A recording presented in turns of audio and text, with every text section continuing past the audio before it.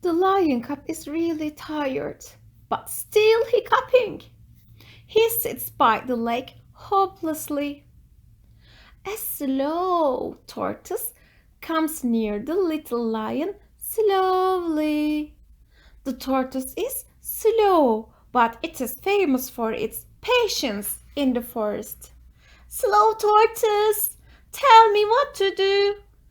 I keep my breath and count up to 10. I hold my nose and jump up 3 times. Take some water in my mouth and put my head up and swallow the water slowly.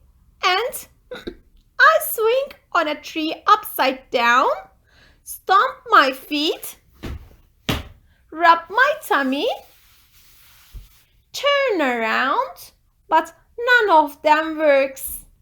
I am still hiccuping. What can I